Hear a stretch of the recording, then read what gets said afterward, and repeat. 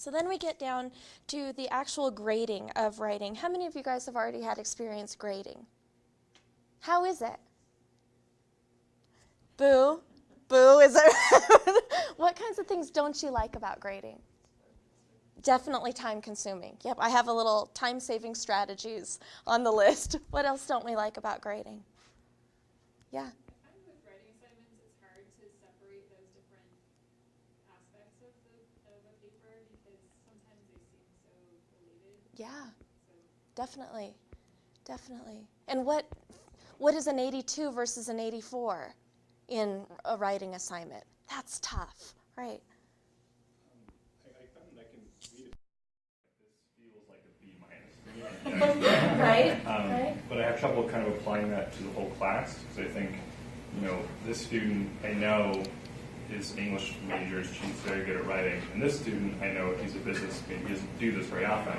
So I want to kind of grade and say, well, almost on a scale, for I know what his skill is, he should get a bump. She didn't apply herself here, she should get a bump down. But you can't do that, so I have trouble figuring out how to apply to each individual student.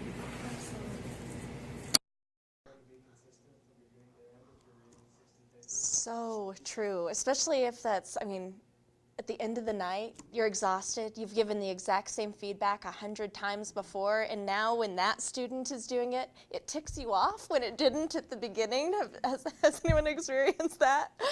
I know I have a lot. Absolutely. Absolutely. So we're going to talk about some of those things. The first thing that I want to talk about is making sure that your expectations are explicit and that your assessment aligns with those expectations. I am a huge fan about having an assignment sheet and a rubric or some kind of a grading aid that directly correlates with that writing assignment. So if you say that you just want to find out, for instance, if students understand global warming. Okay, that's what your assignment is, but then all you grade them on is their writing ability, there's a disconnect, right? If you say that you care about critical thinking, that or you care about focus and organization and support, you agree that those are major parts of what your assignment is. That's how your classroom is structured. And then all of your comments or the grading comes from just grammar got under your skin, and that happens especially after 50 essays, right?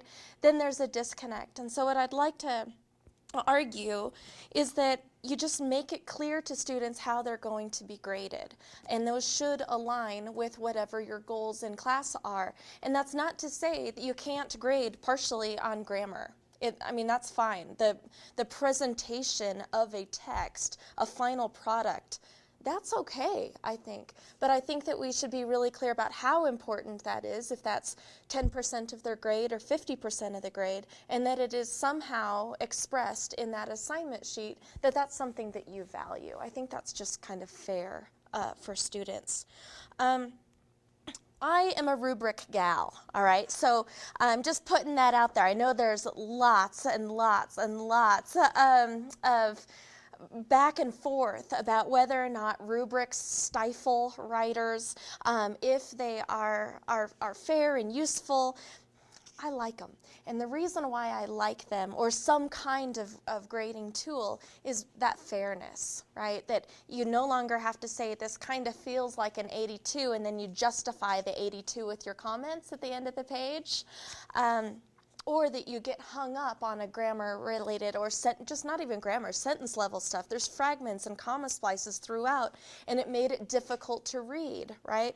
And so there will be a spot in your rubric that is dedicated to that. They could get a very, very low score on that, but their ideas are there. Their organization is correct, right, or is effective on that sheet. So if you want to get a sample rubric, I have lots of them actually that I've used. Some that are really elaborate, that really breaks down what in my class a 3 on support looks like, what a 5, what an 8, what a 10. I have it just laid out, and I spent a lot of time creating that, versus just a 10 on support looks like this, and then they get a score, 1 out of 10, of how well they met that expectation. So I have some examples if you're interested. I think that having 4 categories is probably ideal on a rubric. I think if you try to do 10 or 12 things that you're looking for, that might really overwhelm a student, that they have to pay attention to all of those things. And let's be honest, in a lot of our assignments, especially like daily assignments or not the major research papers, you're not interested in 12 different things. You're interested, did they understand the topic? Is it a kind of readable paper? Was it an effective summary and response or something like that? So I say that 4 is ideal. I didn't get that out of any text. That's just from my own experience and doing a lot of grading. So I say that maybe an example would be that 40% of the student's grade is based on X. And that could be content, just understanding the content and showing an understanding of the content. This doesn't have to be 40% is on focus, 30% is organization. It doesn't have to be directly related to this hierarchy, because that's just about writing.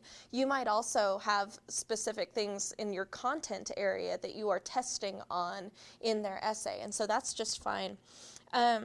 Maybe 40% of the student's grade is based on that, 30% on something else, 20% on this, and 10% on grammar and mechanics. Or maybe you care a lot about grammar and mechanics and you want to boost that. That's fine. I'd say that's fair as long as you let your students know. And what I think this also does is show you what your values are. When you go into grading a piece of writing, what are you looking for? And be really honest with yourself, right? That you really care about X, Y, and Z. And that's just fine. And so I'd say just let your students know that. I also say to make sure that students know what your markings mean. How many of you have had experiences where a professor has put a check mark in the middle of your paragraph or underlined something? Yeah. Do you know what that means? I never did. It's like they underlined the sentence and I would reread it at home like, is this a good sentence? Did they like this sentence, or is something wrong with this sentence, right? So I just say to have some kind of basic key. There are like proofreading symbols out there where a little curly Q means this, 3 underlines mean capital. You know, you can use those. But I think what's especially useful is if you underline something, a check mark. I had a teacher that put a G off to the side. I learned at the end of the semester that means good. Wouldn't have that been great to know early in the semester that G is good? And then as you are thinking about the types of comments, those underlining, the check marks, the marginalia, those comments in the margins are at the end, I'd like for you to keep in mind what the purpose is of writing something. Okay, is it grade justification?